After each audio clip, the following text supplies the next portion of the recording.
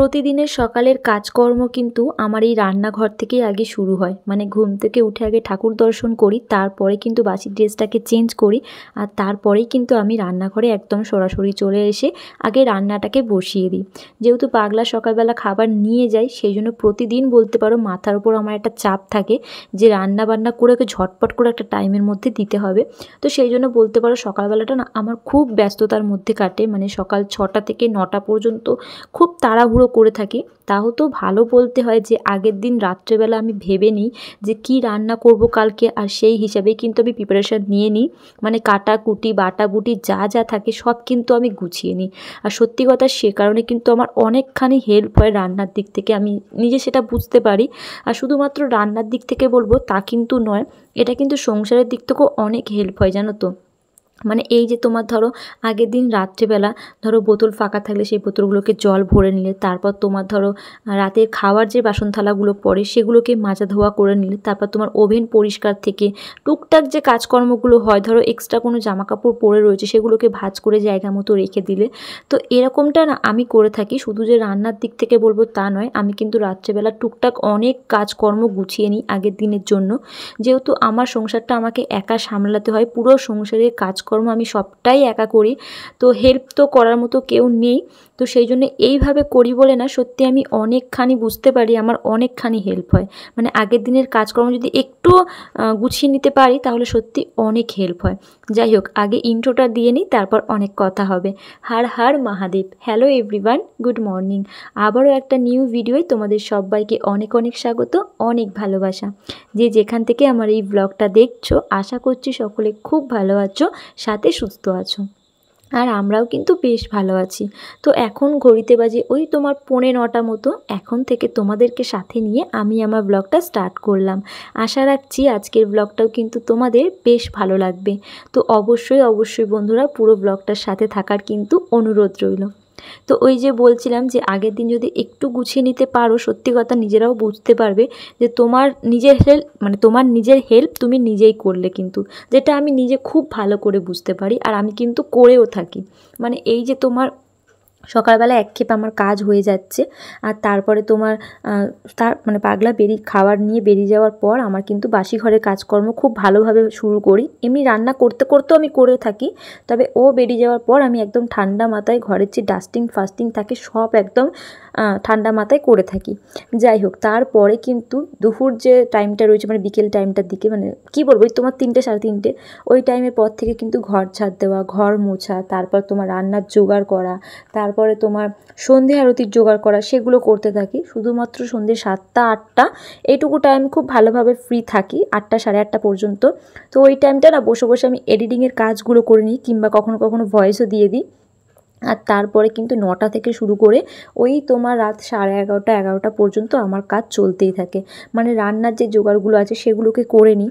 তারপর তোমার রাতের খাবার পর বাসন থালা, ওই যেমনটা বললাম টুকটাক যে কাজকর্ম, বোতল ফাঁকা থাকলে সেগুলোকে জল ভরে নেওয়া, এরকম টুকটাক অনেক এক্সট্রা কাজ আমি কিন্তু আগের দিনের জন্য গুছিয়ে রেখে দিই। আর তারপরে কিন্তু নিজের একটু স্কিন কেয়ার করি, তারপর একটু চুলের যত্ন, টুকটাক অনেক কাজ থাকে, সেগুলো সারতে সারতে রাত 11টা 11:30 বেজে যায়। আর তারপরে কিন্তু দিন শেষে আমি আমার ফোনটা নিয়ে ওই আধ ঘন্টা মতো, আধ ঘন্টা না, অনেক অনেক সময় 1 ঘন্টাও হয়ে যায়, যেহেতু ফোনটা খুব একটা ঘাঁটতে পারি না ব্লগ করি বলে। তো সেই জন্য ওই যেটুকু ঘুমানোর টাইমে একটু ফোনটা পাই তখন একটু ফেসবুক ইনস্টাগ্রাম টুকটাক এগুলো দেখে থাকি আর কি। তারপরে কিন্তু সকালবেলা আবার যেই কার ডিউটি সেই কাজ শুরু হয়ে যায়। তো এরকমভাবে না প্রতিদিন এইরকমভাবেই কাজ করে আসছি, মানে একটার পর একটা কাজ লেগেই থাকে, জানো তো। অনেকেই এরকম আছে বলে থাকে যে ছোট সংসার কি এমন কাজ থাকবে, না গো বন্ধুরা, সংসারের সবার কাজই এক। হ্যাঁ, একটু কম বেশি হতে পারে, তবে কাজ কিন্তু সবার একই থাকে। এবার তুমি যদি মনে করো সারাদিন রেস্ট করবে, সেরকমও কাজ কিন্তু হয়, যেটা আমি বলে থাকি বারবার, বাসন মাজবো, কাপড় কাচবো, স্নান করবো, পুজো দেবো, ব্যাস এরকমই তো। কিন্তু এরকম নয় গো, অনেক অনেক সময় কি হয় বলো তো, এক্সট্রা যেটুকু টাইম পাই সেইটুকু টাইম না এক্সট্রা অনেক কাজ করে থাকি। ধরো তোমার একটু শোকেসটাকে পরিষ্কার করলাম, কিংবা তোমার ঠাকুরের মন্দিরটাকে একটু পরিষ্কার করছি, এরকম এক্সট্রা অনেক কাজ করে থাকি যখন আমি এক্সট্রা অনেক সময় পাই। বা একটু বোতল পরিষ্কার করছি, এরকমটা সময়টাকে না খুব একটা নষ্ট করতে দিই না। যাই হোক, তো এরকমভাবে সারাটা দিন না একদম কাজের মধ্যেই ডুবে থাকি। নিজেও বুঝতে পারি যখন ফোনটাকে হাতে নিই তখন না ইচ্ছা হয় যে এটা ওটা ঘাঁটি, তখন প্রায় অনেকটা রাত হয়ে যায় বলে ওই 1 ঘন্টা কিংবা আধ ঘন্টা তারপরে আবার ঘুমিয়ে পড়ি। যাই হোক, তো এদিকে তো কথা অনেক বললাম, রান্নাঘরটাকে পরিষ্কার করলাম, তারপর বারান্দাটাকে আর কি এখন মুছে নিচ্ছি। আর আজকে সকালবেলা না ঘরটাকে আর কি ঝাড় দেওয়া মোছা সব কিছুই হয়ে গেছে, শুধুমাত্র বিছানাটাকে একটু গোছানোই আছে, শুধুমাত্র বিছানার চাদরটাকে চেঞ্জ করব। তো এদিকে ভাবলাম আগে রান্নাঘর বারান্দাটাকে গুছিয়ে নিই। আর আমি কিন্তু রান্না শুরু করার সময় মানে সকাল টাইমটা রান্নাঘরটা মুছতে পারি না, অতটা সময় পায় না। তো কি করি বলো তো, শুধুমাত্র রান্নাঘরটাকে ঝাঁট দিয়ে আর কি রান্নাটাকে বসিয়ে দিই। আর তারপরে রান্না শেষ করার পর একদম রান্নাঘরটাকে ক্লিন করে তারপরেই রান্নাঘর থেকে বার হয়। তো এদিকে রান্নাঘর বারান্দা সবটাই কিন্তু পরিষ্কার করে নিয়েছি। আর আগের দিন কত জামাকাপড় কেচেছিলাম দেখো, সেগুলো সব মেলা রয়েছে। আবারও আজকে জামাকাপড় কাচবো, জামাকাপড় বলছে এই বিছানার চাদর টাদরগুলোকে একটু কাচতে হবে। আর আজকে আমি শ্যাম্পু করব, তো সেই জন্য মাথায় একটু অয়েল লাগিয়ে নিলাম। আর আমি শ্যাম্পু করার 2-1 ঘন্টা আগে কিন্তু একটু মাথায় তেল লাগাই, কারণ আগের মতো মাথায় তেল দিয়ে রাখতে পারি না বলে দু দু দু ঘন্টা হোক কিংবা 1 ঘন্টার জন্য হলেও মাথায় আমি তেল লাগিয়ে নিই। যাই হোক, তো এই যে বিছানা চাদরটাকে আমি এখন আর কি চেঞ্জ করব। আর প্রায় এক সপ্তাহের ওপরে হয়ে গেছে চাদরটা পাতা রয়েছে। তো ভাবলাম যে না, আজকে শ্যাম্পু করব, যেহেতু পুকুর ঘাটে যাব, তাহলে একেবারে বিছানা চাদরটাকে নিয়ে যাই পরিষ্কার করে নেব। তো এই যে বিছানাটাকে ভালো করে ক্লিন করে নিচ্ছে, আর আজকে এই চাদরটা পাতলাম। আমি জানি না এটা তোমরা বদ অভ্যাস বলবে না ভালো অভ্যাস বলবে, এই যে বিছানার চাদরের প্রতি না আমার একটা আলাদা নেশা আছে। মানে আমি অনলাইনে বিছানার চাদর দেখি, তারপর তোমার কিছু জামা কাপড় কিনতে গেলেও বিছানার চাদর দেখি, একটা হলেও নিয়ে আসার চেষ্টা করি। এবার যখন থাকে না টাকা তখন আর কিছু বলার থাকে না, কিন্তু বিছানার চাদর না আমার খুব ভালো লাগে।